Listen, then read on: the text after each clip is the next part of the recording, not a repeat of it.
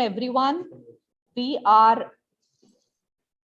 yes, on behalf of all the cluster colleges conducting these online classes of BA semester 5th English literature.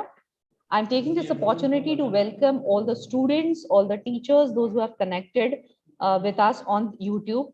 Cluster of colleges, namely Shri Binzani City College, Umred Road, Nagpur, Mahila Mahavidyalaya, Nandanvan, Nagpur, R.S. Mundle, Dharampet Arts and Commerce College, Nagpur, and Kamla Nehru College, Sakardara, Nagpur. We have been into this ELT semester 5th syllabus online classes since 1st of December, and we have had 2 sessions on the Merchant of Venice, 1 session on the Old Stone Mansion, and on the 4th, that is on Saturday, we had dramatic devices and origin of drama. Today, to take it further, we have with us Dr. Renuka Roy, who is going to talk on dramatic types. Let me take this opportunity to introduce Renuka ma'am. Dr. Renuka Roy is currently working as an associate professor of English in S.K. Porwal College, Kamptee. Madam has 15 years of teaching experience at the undergraduate level and has also taught the PG students. She was awarded her PhD and her topic was a critical study of women characters in the selected novels of V.S. Naipaul. Madam has published research papers in different peer-reviewed journals of great repute, and she has published her papers as chapters also in books. Her areas of interest are feminist studies, diasporic literature, and Indo-Caribbean studies. She is also a soft skills trainer and gives excellent presentations on interview techniques and personality development. On behalf of all the cluster colleges, I welcome Dr. Renuka Roy ma'am and request her to take this further. Ma'am. Thank you very much, Dr. Pranjali Kane, madam. At the outset, I would like to thank all the principals of collaborating colleges, Shri Binzani City College, Nagpur, Mahila Mahavidyalaya, Nagpur, R.S. Mundle Dharampet Arts and Commerce College, Nagpur, Kamala Nehru College, Nagpur, for giving me this opportunity to interact with my student friends on virtual platform. The topic which is given to me is dramatic type, which is prescribed in the for the syllabus of semester 5 BA English Literature. Dear student friends, we are going to cover 2 important topics today. One is dramatic types and another is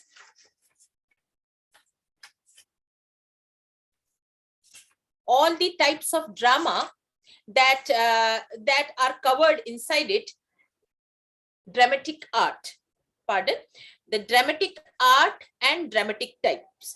So without wasting much of your time, now I would like to share my screen so that you can get a kind of visual impact of what we are going to study. It is very basic, my dear students, and this is going to be helpful to you when you will study literature in detail for your postgraduate studies, you know.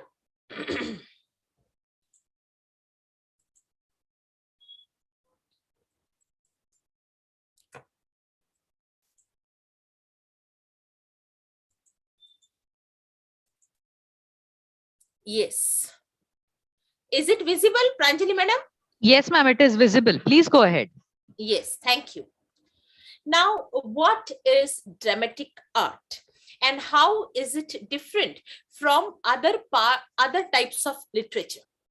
If we take into consideration fiction, like novels or short stories, they are based on facts or fiction, but they are not presented before the audience. They are not acted before the audience, but drama is meant to be enacted in front of the audience. This is one of the most important feature in drama. Drama presents fact or fiction in a form that could be acted before an audience.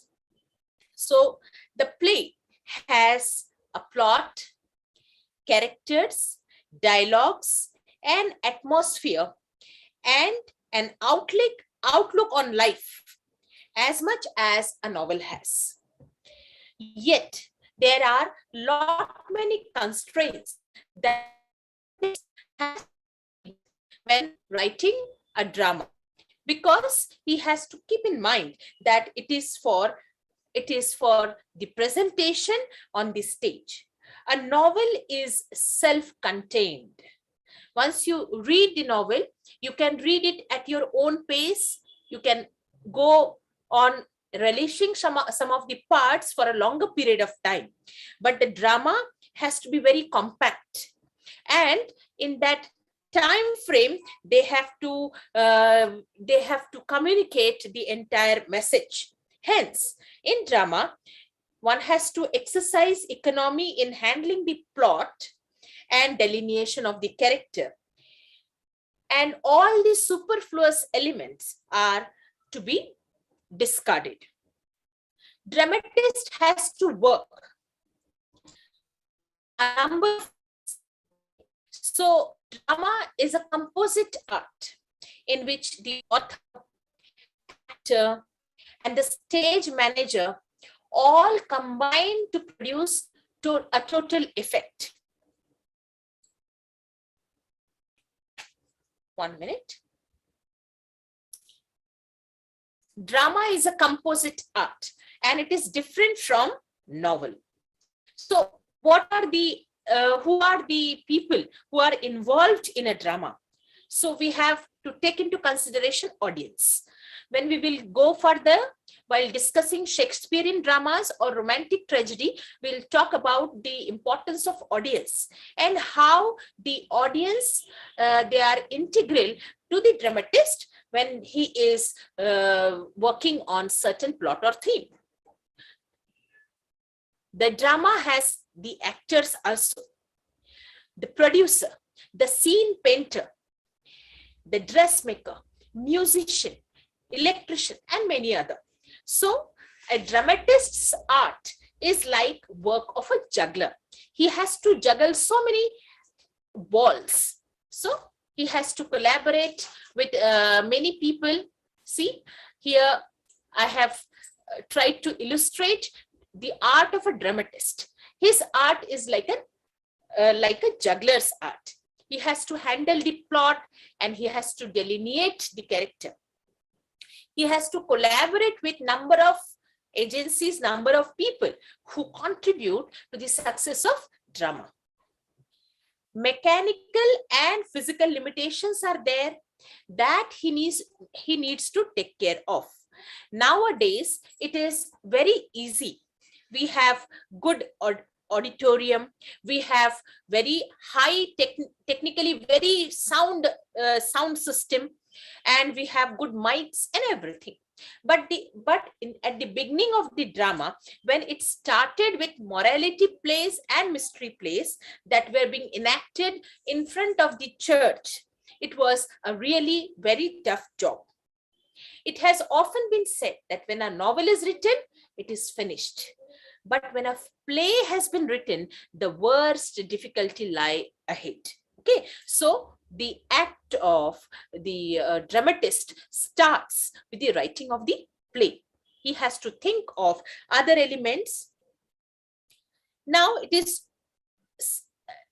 dramatist has to keep another thing in mind, that whatever message he has to give to the audience, because drama, although it is an art form, it cannot be without any message.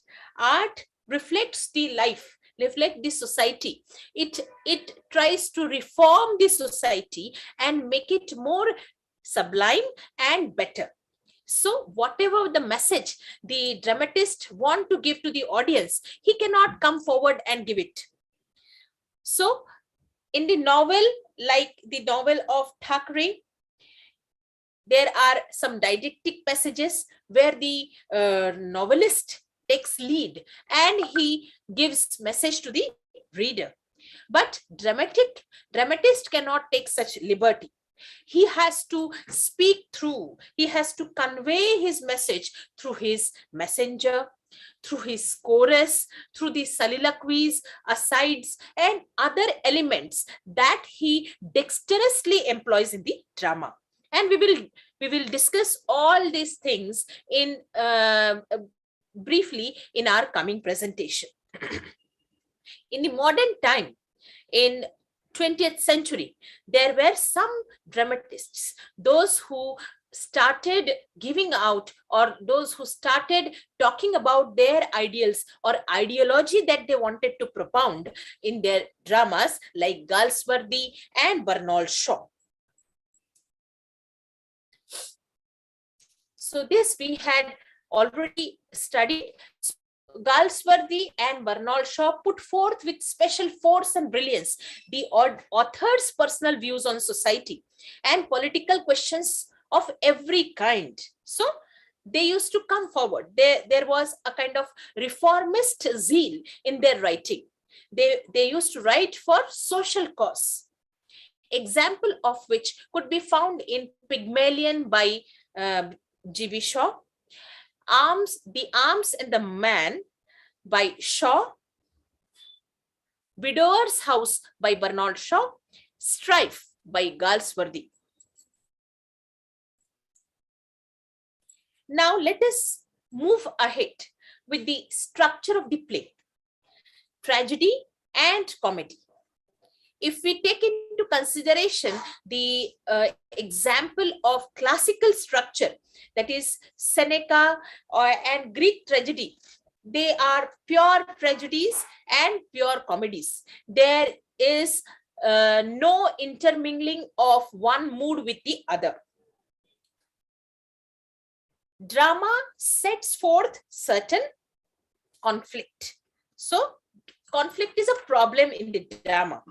In tragedy, the theme is dark and serious. And in comedy, it is light, gay, and promising a happy end. So tragedy deals with serious action, and comedy, it handles the light themes. So when we go ahead with the structure of the play, we have to keep in consideration following steps: exposition, complication, climax or crisis, denouement, solution in comedy, catastrophe in tragedy.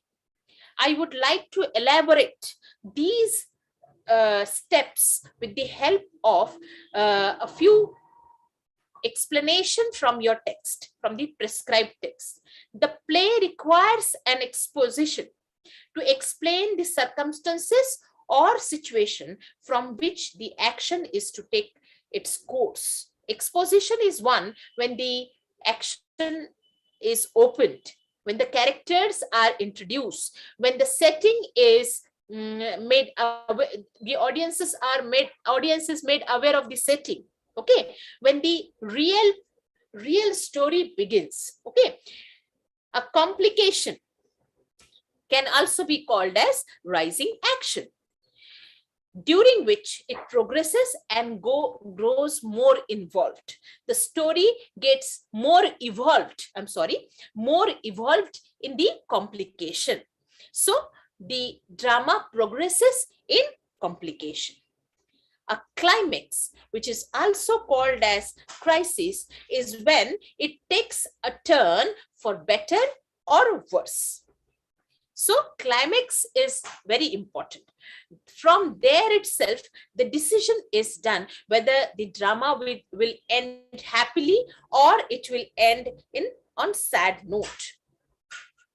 If it is, and finally, denouement, that is falling of an action which unravel the complication. We get to know who are the culprit. Like in Hamlet, you will read Hamlet further. In denouement section, Gertrude, she gets to know about the real motive of Claudius. She understands what mistake she has done.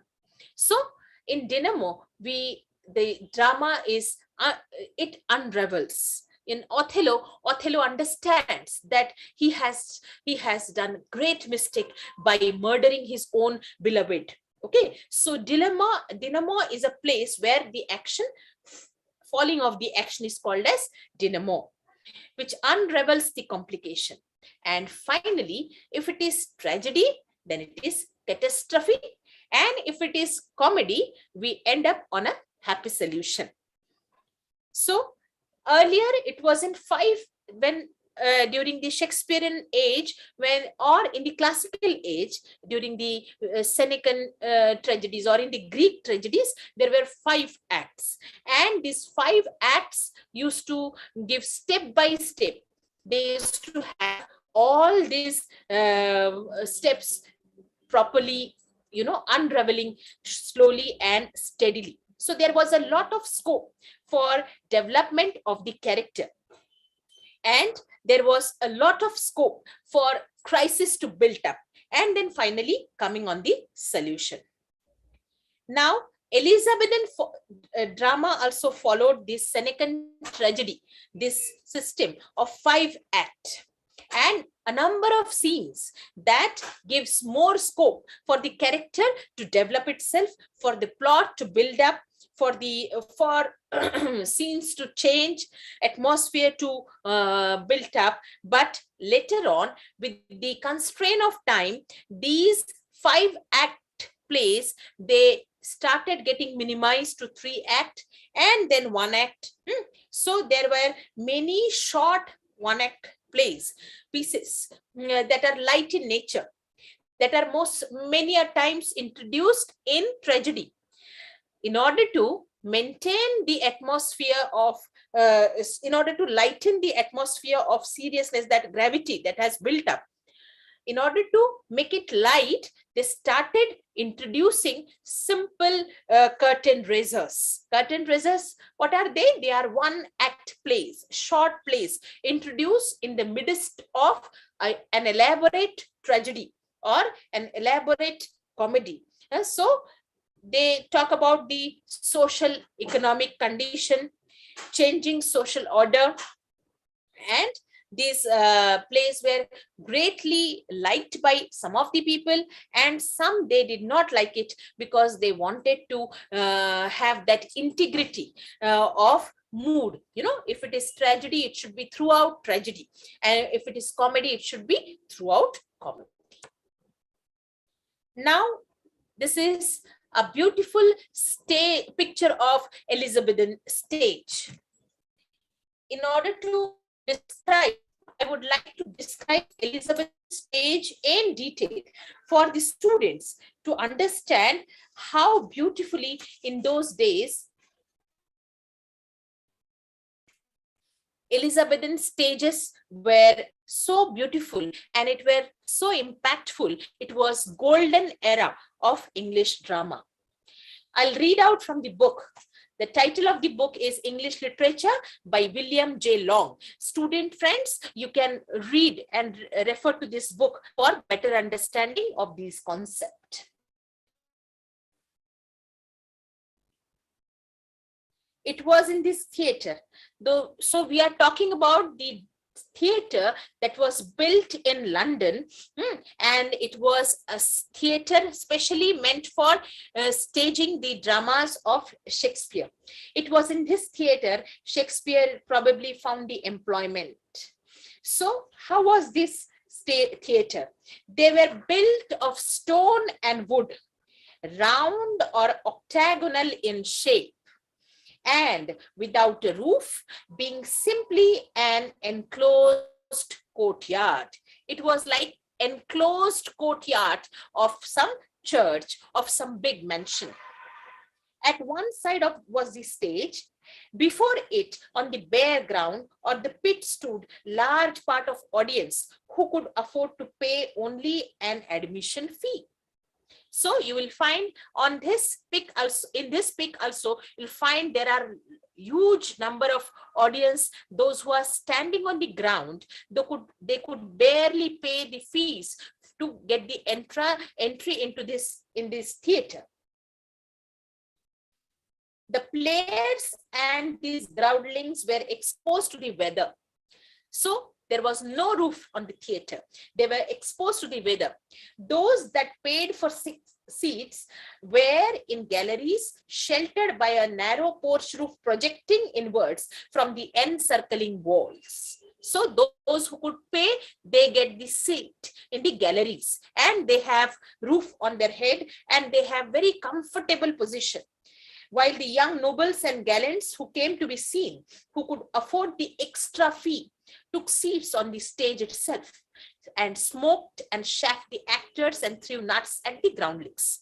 So the nobles and gallants and the all respectable members of the court, they used to they used to take seat near the theater, and from there they sometimes, if they are not interested, they used to smoke, they used to chaff the actor, they used to throw nuts at the groundling. The whole idea of this first theater, according to DeWitt, was like that of a Roman amphitheater, and the resemblance was heightened by the fact that when no play was on the board, the stage might be taken away and pit given over to bull and bear baiting. So this was the kind of stage. It was during this era of Shakespeare and other university wits, other romantic tragedy writers, that these type of stagecraft was there, and they used to perform on the stage under the roof. I hope you'll get it. If you go and read more about these Elizabethan stages, you will get number of good pictures that will make your concept more clear. This we had already discussed. The passage of time. Earlier, drama were performed in 5 acts. And they were poetic dramas. Shakespeare used blank verse, both for tragedies and in many of his comedies. And with the passage of time, these 5-act dramas, they were replaced by 3-act dramas. Sometimes in the tragedy, they used to perform curtain raisers, 1-act play in which light subjects that dealing with social, economic factor of the society, they were being discussed. Shakespeare's longer plays were abridged for the modern, presentation. Now, let us move ahead. Realism and romance in drama. Drama, like other art form, is the presentation of life in very brief, in very short form. Dryden, one of the famous critic, he defines a play as just and lively image of human nature, representing its passion and humor, changes of fortune to which it is subject for delight and instruction of mankind. So drama has 2 ends to meet. One is it gives pleasure to the audience. At the same time, it instructs the mankind. It has alleviating effect like any other literary form. Literature has one prime purpose. Why do we study literature? Literature has sublime effect on your soul. When you read some book, when you read some novel, a beautiful poetic work, you feel yourself elevated. You feel that you, as a learner, as a human being, have grown up. So similar to this, Dryden also points out drama is dramatist's criticism of life. A great play is the product of imagination working upon experience and observation. So like other art form also, drama is not written in a limbo. So it is fine blend of imagination of the dramatist along with the observation of real life. There are some dramatists, those who have borrowed from earlier masters, and they have revamped They have once again reshaped those dramas and produced it with the greater effect for the entertainment and instruction of mankind. Hamlet also, in Shakespeare also, in Hamlet, he discusses drama and talks about the virtue of realism that is presented through drama.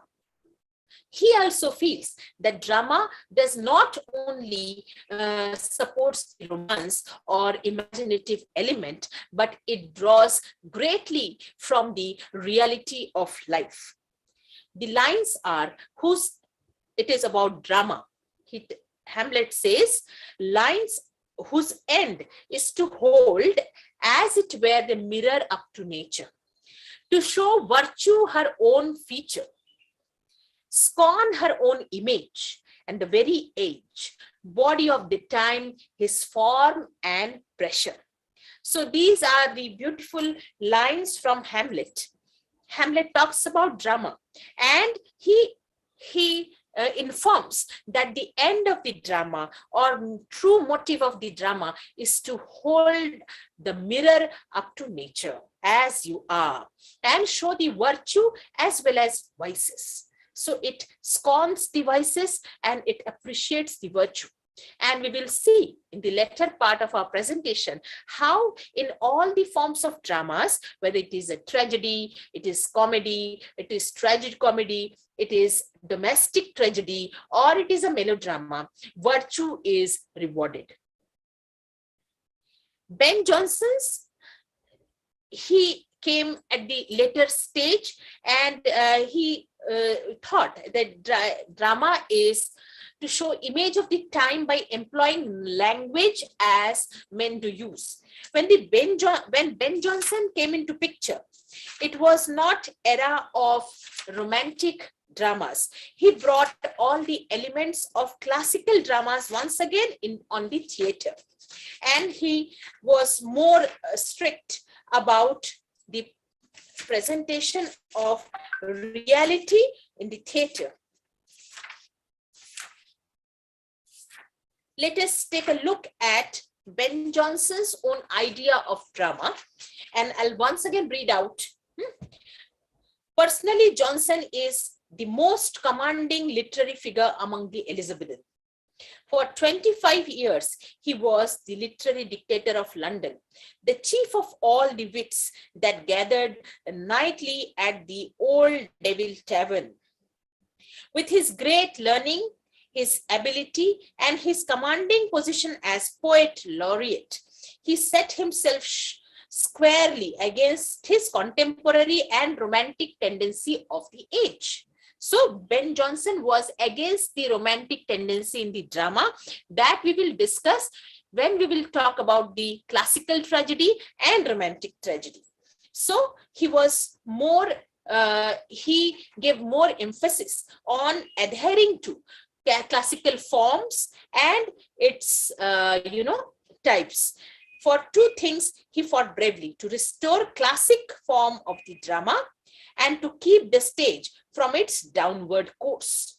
He thought that mingling of tragedy and comedy and giving liberty and not following three unities that has been prescribed by the earlier classical dramatist. The drama is swiftly going down. So he wants that all these unities, all these classical forms have to be followed carefully. Works of, he fought against the romantic tendency of the age, and he wanted to restore the classical standards. His works are Every Man in His Humor, Alchemist, Ipecacuanha, or The Silent Women.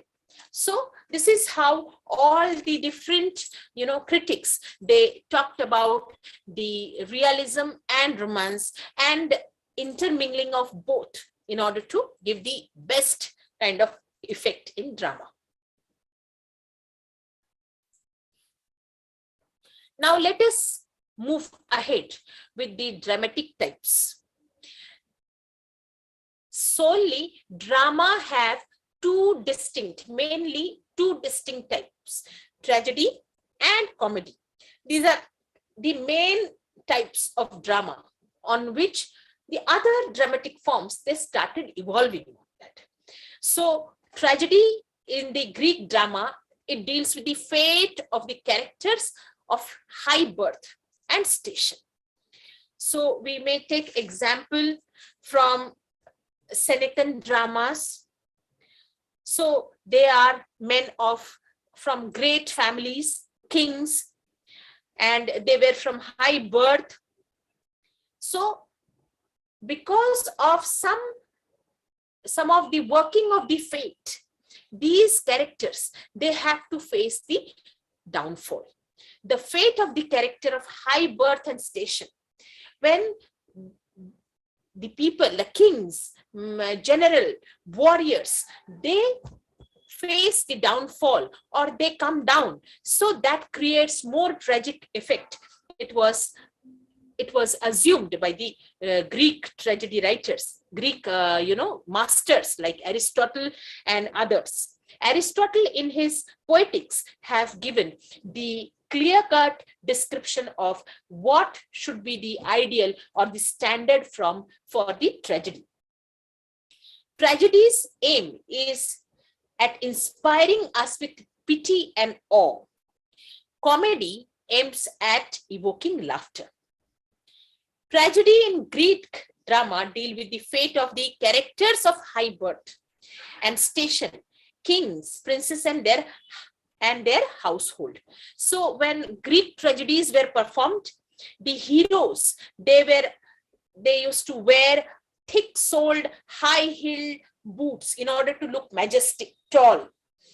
So these boots were called as buskin or kotharnas. In comedy, the heroes or the comic actors, they used to wear light shoes. They were called as the sock.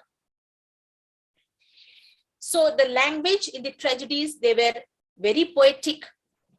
They have grandeur and dignity, which best suited to the people from high-born and very high class and royal families. So when there was a debate going on, why not the life of a rustic or an humble man, a poor, should be the topic for tragedy. So arguments were like that. The humble man can suffer as deeply as the great man. Their misfortune equally deserve our pity, but it was not unreasonable. It was more reasonable to feel deeply when the king suffers, when the king sees his downfall for no mistake of his own. It was fate's decree. Fate has something stored. Later, during the Victorian era, some of the tragedies were written in literature, like Thomas Hardy's tragic novel Tess of the Abbeville, in which he has successfully dramatized the story of a dairy maid for its heroine and her sufferings, her hardships. It equally moved and equally created tragic effect on the readers as the hardship of some king and general.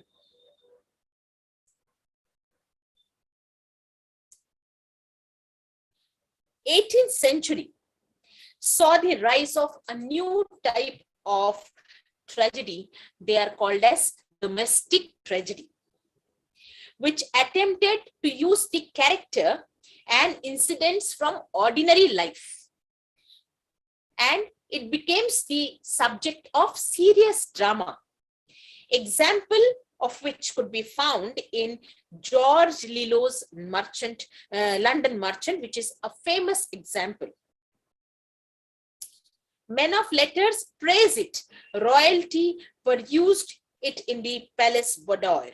Spectator flocked again and again to see it on the stage. So people, they came and they saw it and they appreciated. So this is how the tragedy they started evolving. Now let's discuss about what is tragic and comic atmosphere.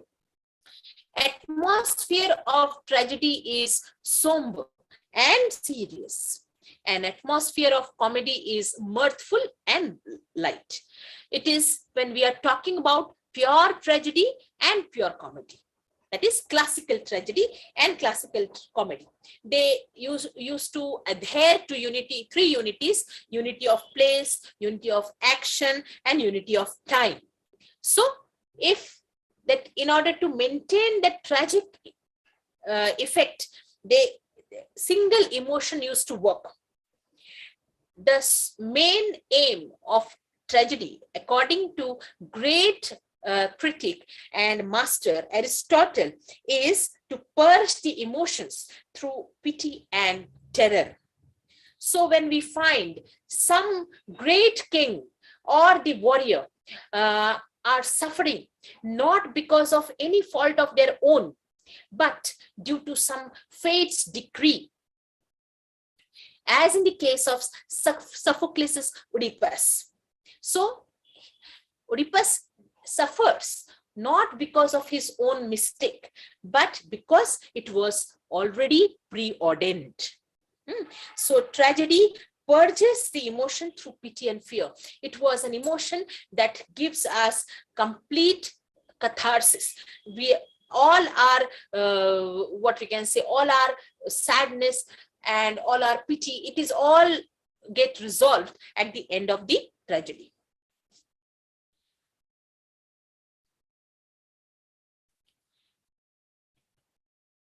In English literature, the two are frequently found, tragedy and comedy. Sometimes in the later part, these tragedies and comedies, they were intermingled in order to heighten the effect of each by contrast. This happened at the hands of masters like William Shakespeare. We find that in Shakespearean dramas, tragedy has some comic relief in the form of short scenes or small scenes where the characters, they used to play some light drama, like Porter's scene in Gravedigger's scene in Shakespeare's Hamlet. The spectacle of noble character caught in the coils of circumstances, when the language and artistry of presentation rise to match high passion, and the issue of the story carries the audience to the level far above the petty interest and trouble of its everyday life, if feels exalted and noble rather than distressed. That is the idea behind catharsis. Catharsis moves us to the feeling of emotion, of purging of emotions like pity and fear. When the audience, they see that the noble characters, they are caught in the circumstances, and there is beauty of the language, poetry is used, and the presentation matches the majesty of the character, then we find that audience, they are carried away by the emotions like pity and fear. All their petty and mundane problems, they are kept aside, and they are moved, and that leaves them a kind of sublime and ennoble, leaves them with a sublime or ennoble experience. This is the effective use of catharsis. Catharsis, it purges the emotion, it elevates the soul, and the comedy, it corrects the manner. So all these social foibles, your social failings, your shortcomings, some eccentricity of any personality are very, very perfectly depicted in the comedy in order to instruct as well as delight the audience. The common errors of the life are presented in the most ridiculous way in the comedies, scornful sort that may be, but it is impossible that any beholder can be content to be such a one. So we find that in comedy we talk about common errors, some problems that are worth ridiculing, that are worth criticizing, that are being chastised in comedy. So in both tragedy and comedy, the wrongdoer is punished. So we find in Hamlet, although Hamlet suffers, but when he is about to die, 14 brass, he comes to Hamlet's deathbed and he takes up the charge. Even in Macbeth, we find that the Duncan's children, they once again rise up as the coming kings. So wrongdoer is punished, and the one who has done right, they get rewarded.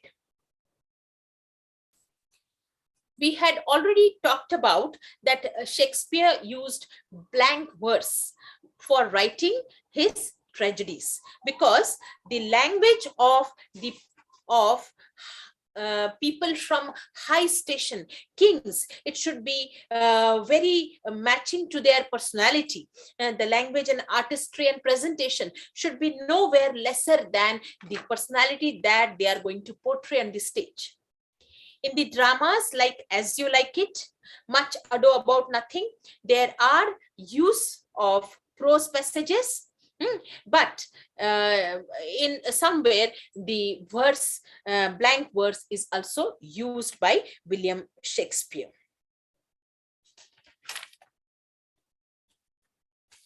Now let us move ahead and talk about the purpose of tragedy and comedy. This we had already discussed.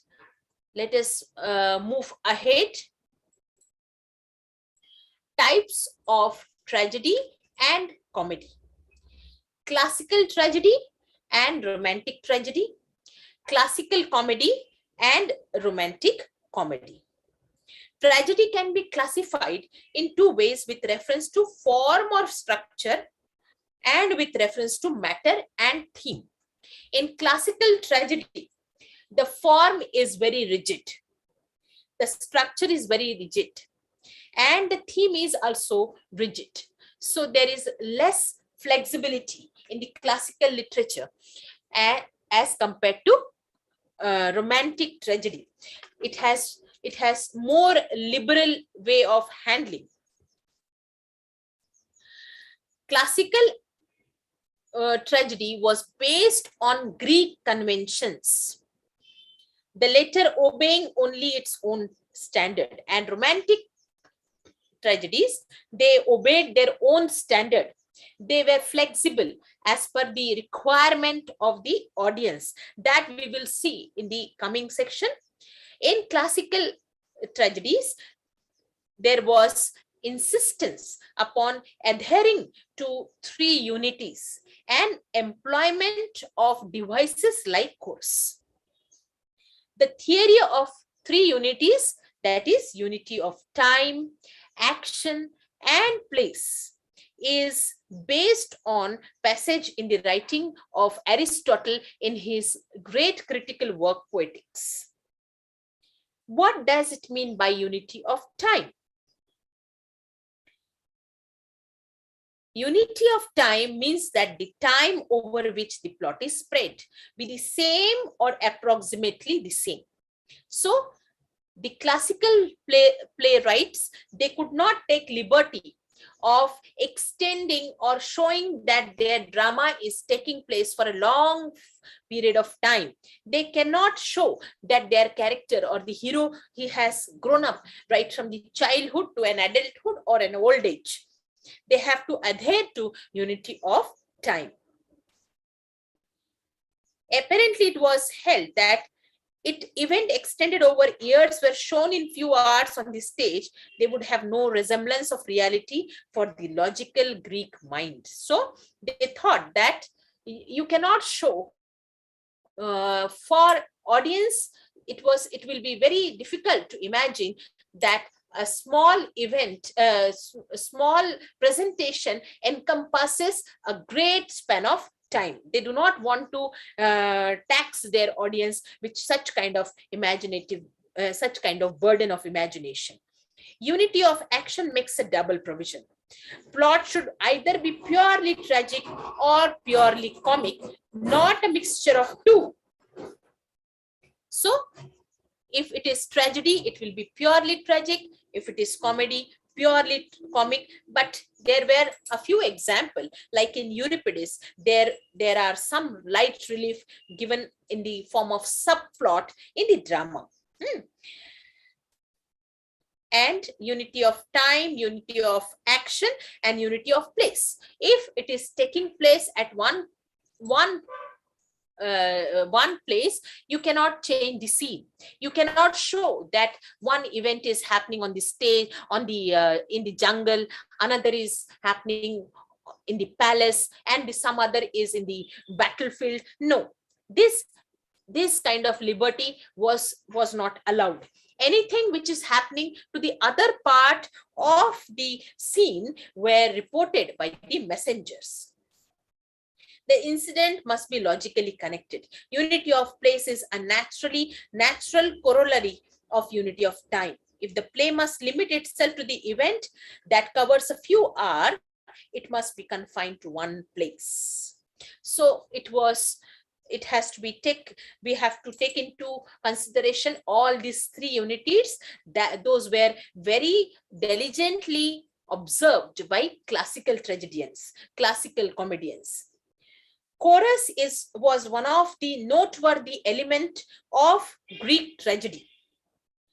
Their business was to report what happened off the stage, to make such moral comments from time to time as would deepen the desired effect. So the chorus was very important. There were heavy costume and loosely hanging mask. The tragic actor put on the appearance that is something more than human, did not favor the presentation of violent physical action on the stage. Romantic tragedy. They were different from the classical tragedy. They did not employ chorus.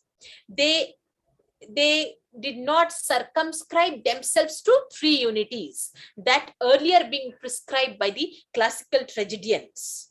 So there was no didacticism, no messages were given, and romantic tragedies were written not to set a pattern, but as per it was suited, as per the wish of the audience. Regarding they took into consideration the taste and choice of audience, and similarly they started presenting it. Marlowe's Dr. Faustus can be considered as one of the most successful romantic tragedies. From the standpoint of matter and theme, there can be number of division of tragedies corresponding to the number of subjects it treats. For example, English dramatic literature, they have horror tragedies of Webster and Ford, heroic tragedy of Dryden and Otway, she tragedy of Rowe, delivering its title from the central female figure who dominates the actor, and the domestic tragedy of 18th century, aiming at portraying middle-class life and employing prose, not words. So in the later stage, we come across many more types of tragedies like horror tragedy, heroic tragedy, she tragedy, and domestic tragedy. Now, types of comedies. Like tragedies, in classical comedy also, they used to observe the classical rules, as we have already explained in detail. The classical form was attempted, among others, by Ben Jonson, and the Restoration playwright, the Romantic by Shakespeare and the university wits. So Ben Jonson, he adhered to the classical rules in his dramas that we had already discussed. The humor of comedy of Ben Jonson, satirizing the eccentricities and oddities, human follies and foibles, and especially the four humor, natural fluids of body, blood, phlegm, chorale, and melancholy, black bile, etc.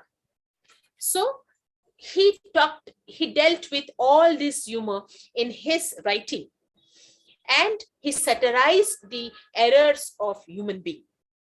There were comedy of manners, gentle comedy of Collie and Cibber. So all these, they aim at uh,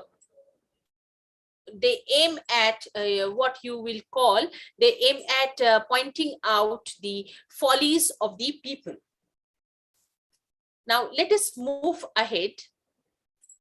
There are some other types of dramas that we will see.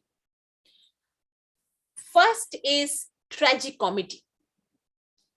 As its name implies, tragedy comedy is half tragedy and half comedy mingled harmoniously together. So the drama can start on a very sad or tragic note, but it ends on a happy note. It is distinct from tragedy that contains comedy that has potentially tragic background. So it is not like some tragedy is going on and one scene, one act of comedy is inserted in order to create a kind of contrasting effect or give a comic relief to the audience. So it has for itself, so the drama starts with tragedy and it ends on a happy note.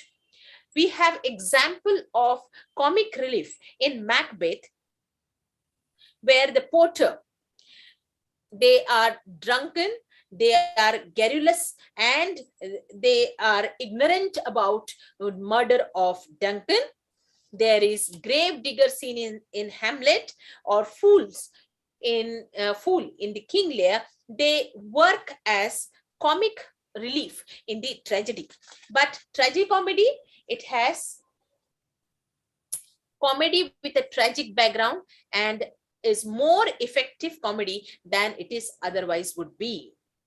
The wrong done to the chief characters at the opening of the play, as in As You Like It, or later in its course, as in Much Ado About Nothing, are making of the story.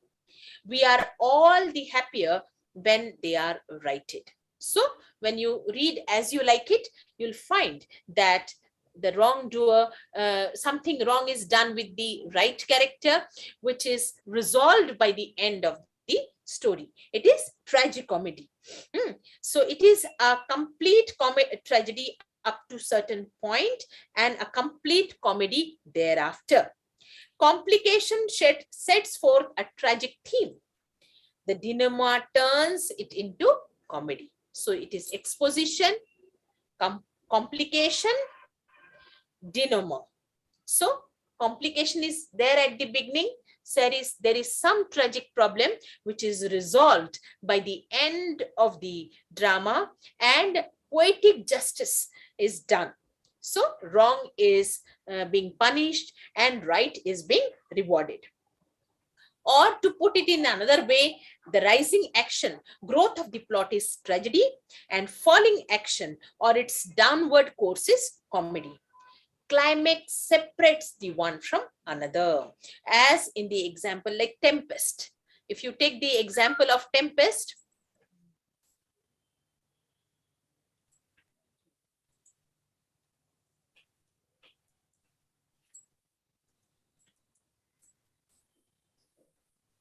wait a minute.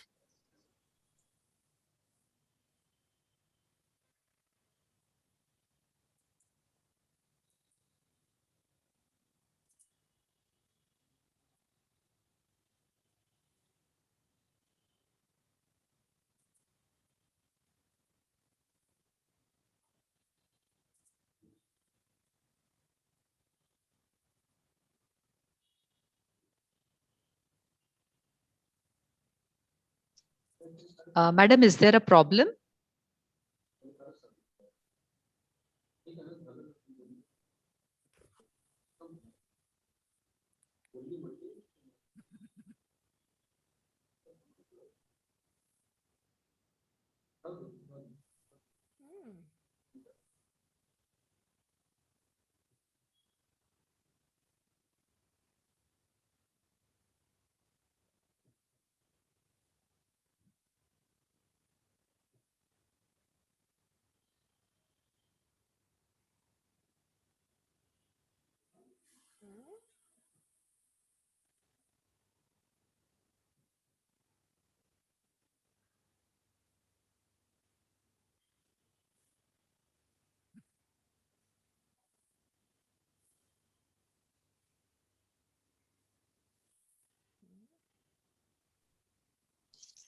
What happened? Uh, yes. Connectivity Yes, loss. there is some issue with Renuka madam's. Connectivity loss, I Yes, yes, think. yes. She'll join us very In a soon. while. Yes, yes. Uh-huh. She'll join us very soon. Mhm.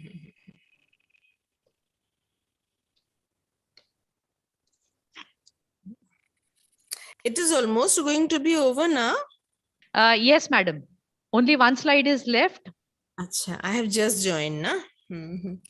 Yes, it Actually, is I was. going on live on YouTube. Oh, Yes, she'll join us very soon. okay.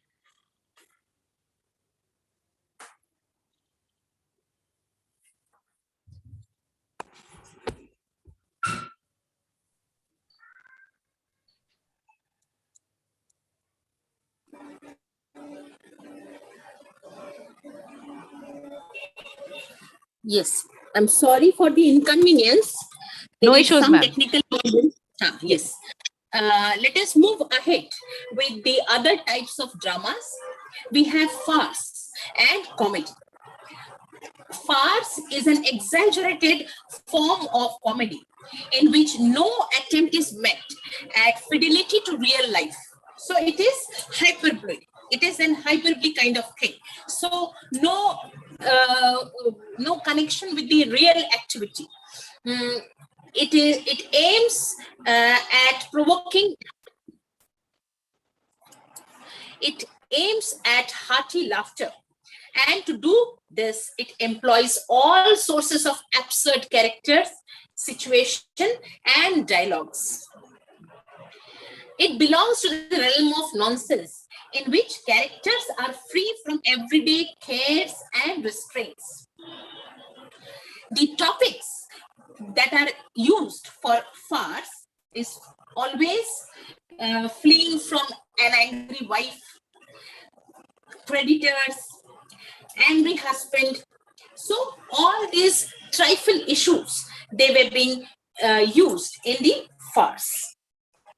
The name, some of the example of strong farcical elements can be given from Shakespeare's dramas like Shakespeare's Midsummer Night's Dream and Merry Wives of Windsor.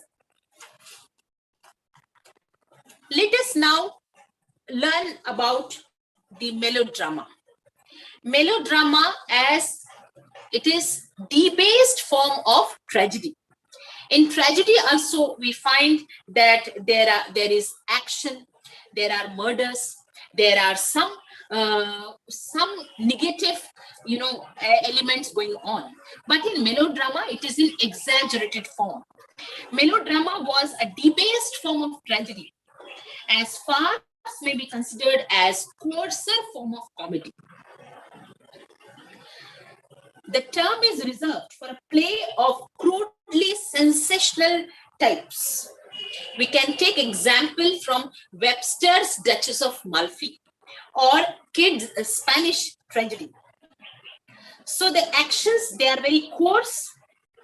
They have more physical actions like fights and all on the stage.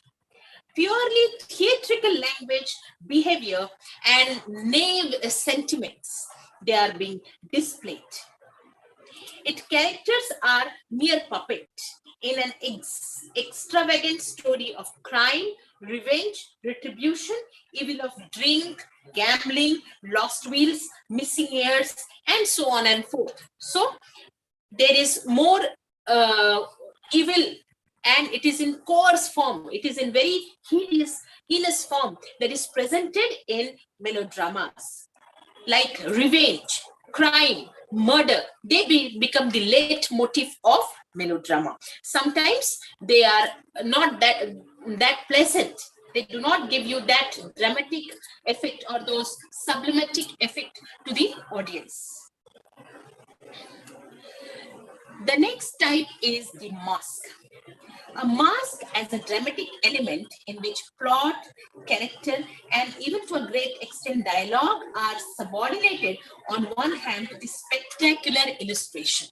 So we have music, we have accompaniment, we have dancers, it is a kind of jhaki on the stage.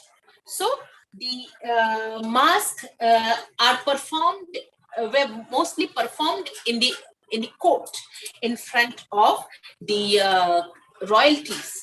They were the story woven around some fairy tale, some myth, allegory, and they have the effect of music. Elaborate scenic effect is given. There is dancing, there is music. So they give wonderful presentation, and they are for entertainment. Some of the characteristic features of masks we will take into consideration. The characters are deities of classical mythology, nymphs personified abstraction like love, delight, and harmony, etc. Number of characters were restricted to only 6. There were only 6 characters, those who used to perform masks. The scene are laid in ideal regions such as Olympus, Arcadia, Fortunate Isles, etc. So there are costumes are there, elaborate scenery is there. So the best example of a mask could be found in The Tempest. During the marriage of Ferdinand and Miranda, Shakespeare has wonderfully presented a mask. Another example of mask could be found in Milton's Comus, in which Earl of Bridgewater was acted by, in which the mask was acted in front of Earl of Bridgewater. And Earl's children, they presented this act for family entertainment. The subject was suggested by an adventure which children had when they had been compelled to spend the night in a forest on their way home from a visit.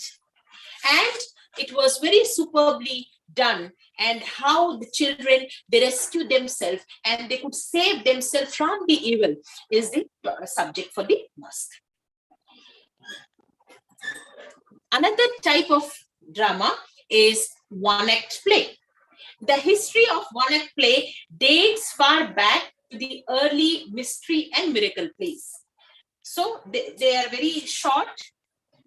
At the latter period, the standard program at London Theatre consisted of full-length play preceded by one-act piece, usually of a different nature, which is called as curtain raiser. So they were small one-acts, they were small plays, especially dealing with the current happening, political scenario, social problems. They were being topic for one-act plays. One-act play stands in same relation with the drama as short stories. They stand in the relationship with the novels. So drama is a full-length thing, and it has many acts, 5 acts mostly, and many scenes. Whereas one-act play is very short, and in very short period, the message is conveyed. In the modern times, many of the writers, they have superbly written number of memorable one-act plays. The last type that we are going to deal with is the dramatic monologue. Student friends, we are not unaware of dramatic monologues, because in our literature as well as compulsory English syllabus, we have read many dramatic monologues. Tennyson's Ulysses, Robert Browning's My Last Duchess are one of the most memorable example of dramatic art form. And it is not meant for presentation in front of audience. It is a poetic form which including this section a dramatic affinity, some dramatic character. So it is a single person who is talking. A dramatic monologue sometimes becomes a part of drama, part poetry. It is a space. It is in the form of speech of in the poetic medium with a dominant dramatic note. If we read the dramatic monologues of Robert Browning, where the Earl is talking about, where the Duke is talking about his Duchess and how he killed his Duchess and stopped her from giving equal glance to all her viewers. So they are beautifully written. They have lots of dramatic element. Ulysses, when he is calling his fellow mates, mariners for further voyage. So it has wonderful element of drama, although it is a poetic form. Dramatic monologue can be compared with soliloquy, in which an actor unburdens his soul on the stage. So we find fine example of soliloquies in Shakespeare's tragedies.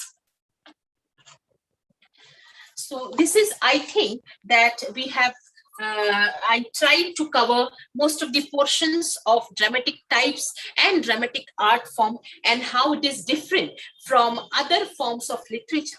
So the student friends, if you read the background and if you study it in detail, I think it will be of great help to you, and you can study it in detail. So over to Pranjali madam. I feel that I have tried to explain the things, and sorry for the technical hiccup. Absolutely fantastic, Renuka ma'am. Thank you so much on behalf of all the organizing colleges. I extend a heartfelt thank you to you. There was a technical glitch, but then we did not, it did not stop us from continuing. And I'm so happy that the students have got a slice of what you as a teacher have to present. For your PPT, I would definitely say it was a very illustrious kind of a presentation and quite self-explanatory. The explanation that you gave was very lucid, and I'm sure all the students of BA Semester 5 are going to benefit by it.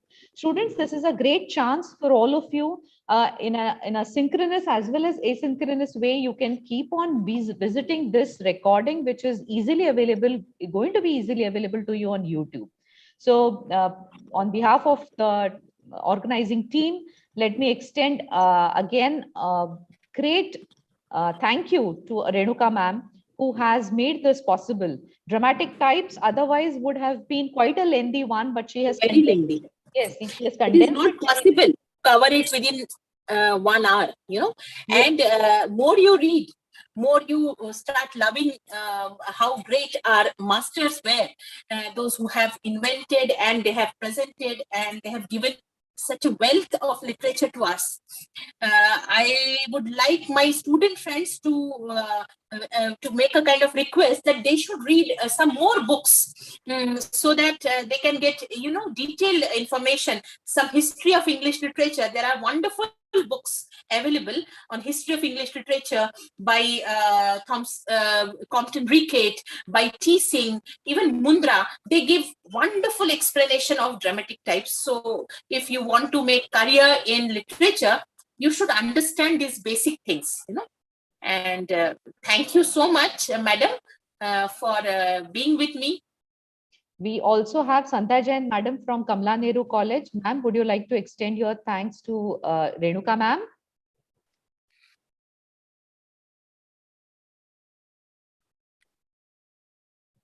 I think there is some maybe she's issue. Not active. Yes. Today there is issue. Okay, thank you so much, ma'am. Thank you so much. Thank you, madam. And the details that you have, included while you are presenting, I think this is going to help the students in solving their multiple choice questions also. Yes, yes. From that point of view, also the students should look at this. Madam, if you wish, I'll share my presentation with you. You can download and you can just circulate it with the students, because it is meant for the students. Right. Absolutely, ma'am. Yes, we'll like to do that. Thank you so much, ma'am.